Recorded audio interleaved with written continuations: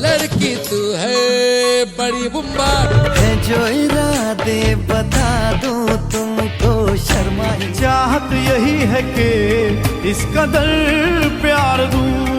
9 তারিখে সে আমাকে একটা ডিভোর্সের নোটিশ পাঠায়। আমি নওশিন দেনার সাথে এখনও সংসার করতে চাই। আমি যেহেতু একজন ফ্রিল্যান্সার, আমার মোটামুটি ভালো আর্নিং করি আলহামদুলিল্লাহ। আমি মোটামুটি লাখ টাকার উপরে আর্নিং করি, প্রায় 5 লাখ টাকার উপরে। আমার কাছ থেকে আইফোন 17 প্রো ম্যাক্স কিনে নেয়। আমি তাকে বলি যে আমি দেশের বাইরে যাব, দেশের বাইরে থেকে এসে দিব, কিন্তু না, আমার কাছ থেকে সে জোর জবরদস্তি করে আইফোন 17 প্রো ম্যাক্স কিনে নেয়। আমি যখন দেশের বাইরে যাই, আমার একটা গাড়ি আছে CHR, আমার বউ আমাকে বলে যে গাড়িটা যেন ঢাকায় রেখে যায়। আমি ওই অবস্থায় মনে হয়েছিল যে গাড়িটা আমার রেখে যাওয়া সেফ না, তাই আমি আর গাড়িটা ওখানে রাখিনি এবং গাড়ি নেওয়ার জন্য আমাকে অনেকভাবে চাপ দেওয়া হয়। তারা আমাকে প্রতারণা করেছে এবং তারা আমার কাছ থেকে প্রতারণা করে এখন পর্যন্ত প্রায় 15-20 লাখ টাকা মতো আমার কাছ থেকে হাতিয়ে নিয়েছে। এগুলোর পিছনে আসলে তার বড় বোন হচ্ছে নীলা এবং তার দুলা ভাই আরিফিন জড়িত। ওরা ওকে ওর বাসায় নিয়ে যেয়ে ওকে হচ্ছে গিয়ে বিভিন্নভাবে আপনার ম্যানিপুলেট করে তাকে হচ্ছে গিয়ে বুঝানো হয়েছে যে ওর সাথে সংসার করতে হবে না। এবং ওর বোন, এটা ওদের একটা চক্র, ওর বোনেরা এগুলাই করে।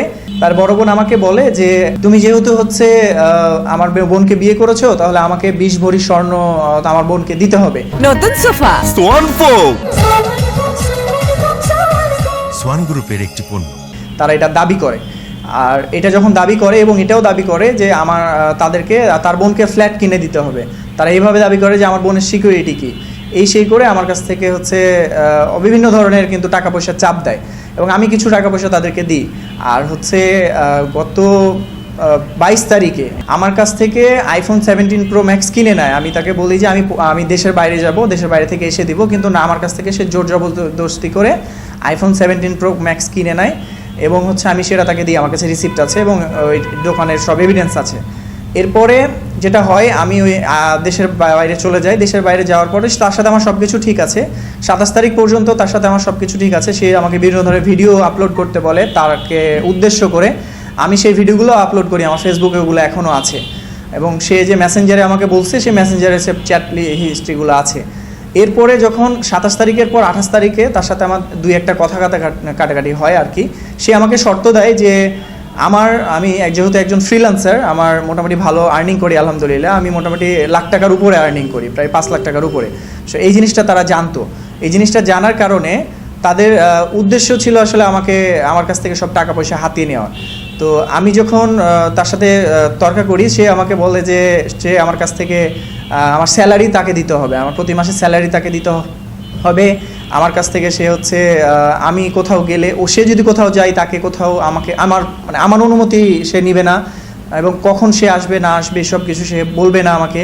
এবং হচ্ছে আমার কাছ থেকে আমি তাকে স্টেট ইউনিভার্সিটিতে ভর্তি করি। তো এগুলো চলতে থাকতে যখন আমি 28 তারিখে যখন দেখি যে সে আমার সাথে সমস্ত যোগাযোগ বন্ধ করে দেয়, তখন আমি আবার দেশে ব্যাক করি। আমার 7 তারিখ ফ্লাইট ছিল, 7 তারিখের জায়গায় তখন আমি ওই ফ্লাইট ক্যান্সেল করে 4 তারিখ দেশে আসি। দেশে আসার পরে তার সাথে অনেকভাবে যোগাযোগ করার চেষ্টা করি, কিন্তু করতে পারি না। পরবর্তীতে আমি যে বাসায় ভাড়া ছিলাম, কেয়ারটেকারের কাছে যাই। কেয়ারটেকারের মাধ্যমে জানতে পারি যে তারা আমার মাল সামান, আমার বাসায় যাবতীয় টাকা পয়সা স্বর্ণ যা ছিল সব কিছু নিয়ে তার বোনের বাসায় চলে গেছে। ওখানে আমার সব কিছুই ছিল, আমার হচ্ছে গিয়ে টাকা, সোফা, তারপর হচ্ছে আপনার ডাইনিং টেবিল, খাবার, খাট, ফ্যান, ইলেকট্রিক্স, যাবতীয় যত কিছু ছিল এই সব কিছু নিয়ে তার বোনের বাসায় চলে গেছে। আমি যখন এই বিষয়টা তাকে বলি যে তুমি এগুলো নিয়ে গেলা কেন, সে আমাকে বলে আপনি আমার হাজব্যান্ড ছিলেন তাই আমি এগুলো নিয়ে গিয়েছি। এবং 9 তারিখে সে আমাকে একটা ডিভোর্সের নোটিশ পাঠায় এবং ডিভোর্সের নোটিশ পাঠানোর পরে আমি অনেকভাবেই তার পরিবারের সাথে এবং তাদের সাথে চেষ্টা করি যোগাযোগ করার, কিন্তু তারা কোনোভাবে, তার মা এবং শুধুমাত্র তার মেজ বোন আমার সাথে কন্ট্যাক্ট করে এবং তারা আর বাকি আত্মীয় স্বজন কেউ আমার সাথে সেরকম কন্ট্যাক্ট করে নাই। এবং আমি অনেকভাবে তাদের কাছ থেকে চেষ্টা করেছি যেন যে কোনোভাবে আমার হচ্ছে গিয়ে তারা আমার সংসারটা টিকানো যায়, কিন্তু এই বিষয়ে তারা কোনো ধরনের কোনো কিছু করে না। এবং আরেকটা উল্লেখযোগ্য বিষয়, আমি যখন দেশের বাইরে যাই, আমার একটা গাড়ি আছে CHR, আমার বউ আমাকে বলে যে গাড়িটা যেন ঢাকায় রেখে যায়। আমি ওই অবস্থায় মনে হয়েছিল যে গাড়িটা আমার রেখে যাওয়া সেফ না, তাই আমি আর গাড়িটা ওখানে রাখিনি এবং গাড়ি নেওয়ার জন্য আমাকে অনেকভাবে চাপ দেওয়া হয় ফোনে আমাকে। তো আমি এইটুকু বুঝলাম যে তারা আমাকে প্রতারণা করেছে এবং তারা আমার কাছ থেকে প্রতারণা করে এখন পর্যন্ত প্রায় 15-20 লাখ টাকা মতো আমার কাছ থেকে হাতিয়ে নিয়েছে। এবং আমার কিছু গয়না ছিল, গয়নার রিসিপ্ট আছে যেগুলো আমার বাসায় ছিল, বাসায় ওখানে যাওয়ার পর আমি আসলে কোনো কিছু পাইনি। আর আমি এখনও বলতে চাই যে সে যাই করুক না কেন, আমি তার সাথে সংসার করতে চাই। আমি নওশিন দেনার সাথে এখনও সংসার করতে চাই। সে যদি চায় যে হ্যাঁ সে আমার সাথে সব কিছু ঠিক করে নেবে, কিন্তু এগুলার পিছনে আসলে তার বড় বোন হচ্ছে নীলা এবং তার দুলাভাই আরিফিন জড়িত। ওরা ওকে ওর বাসায় নিয়ে যেয়ে ওকে হচ্ছে গিয়ে বিভিন্নভাবে আপনার ম্যানিপুলেট করে তাকে হচ্ছে গিয়ে বুঝানো হয়েছে যে ওর সাথে সংসার করতে হবে না। এবং ওর বোন, এটা ওদের একটা চক্র, ওর বোনেরা এগুলাই করে।